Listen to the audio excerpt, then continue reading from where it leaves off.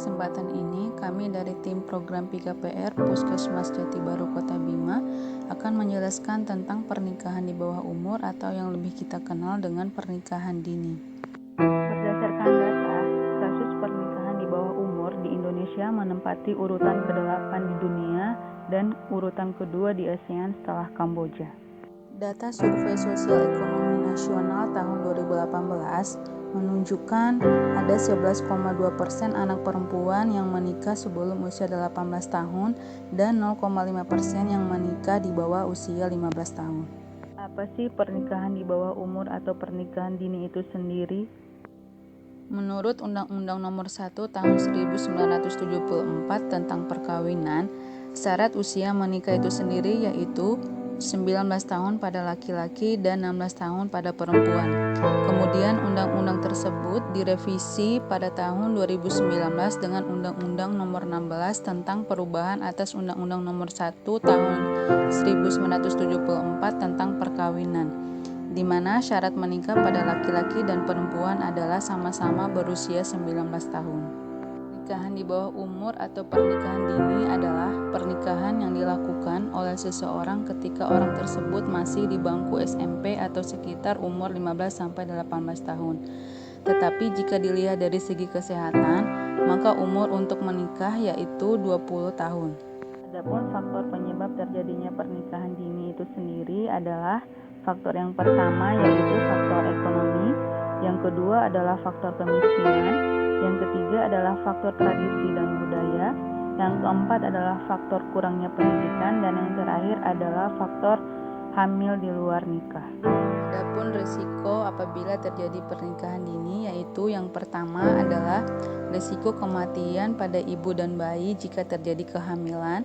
Terus yang kedua adalah putus sekolah, yang ketiga adalah kekerasan dalam rumah tangga, dan yang terakhir adalah kemiskinan. Angka kehamilan dan kelahiran pada remaja usia 10-19 tahun mencapai 48,5 juta.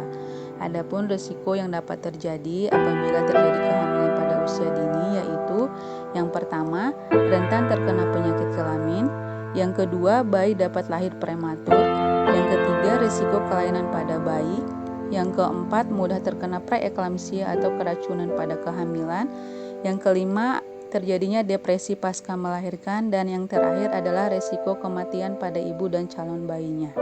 Pendidikan seks merupakan salah satu upaya yang dilakukan untuk mencegah pernikahan dini. Pendidikan seks ini dapat dilakukan di sekolah-sekolah atau pada kegiatan posyandu, khususnya posyandu remaja. Dalam hal ini, program PKPR sedang menjalankan salah satu inovasi untuk pemberian pendidikan seks dini pada remaja, yaitu dengan judul inovasi Pesan di Dermaga, pencegahan seks dini pada remaja dengan pendekatan ilmu dan agama. Adapun yang melatar belakangi inovasi ini adalah di mana Puskesmas Jati Baru mempunyai 5 kelurahan binaan dengan jumlah remaja yang cukup tinggi, dengan sasaran remaja sejumlah 4.421 jiwa. Pada tahun 2021, tercatat ada 20 kasus pernikahan di bawah umur dan meningkat menjadi 30 kasus pada periode Januari sampai Juni tahun 2022. Pada tahun 2020, terdapat 18 kasus kehamilan pada remaja, dan pada tahun 2021 terdapat 16 kasus.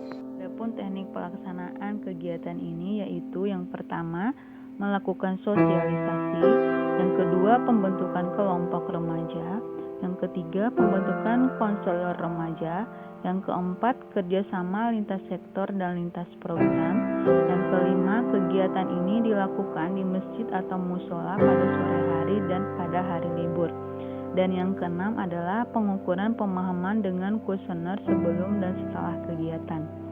Dengan adanya kegiatan inovasi ini, adapun output yang diharapkan yaitu yang pertama, adanya pendewasaan usia pernikahan, yang kedua, mencegah pernikahan di bawah umur, dan yang terakhir adalah angka kehamilan di bawah umur menurun.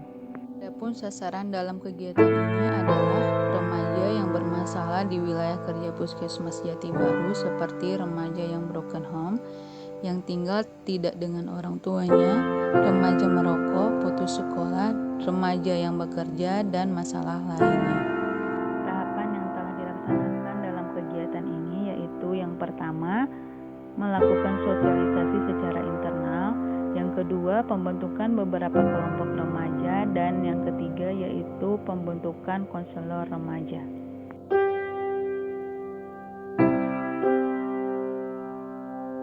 Mari kita cegah pernikahan di bawah umur.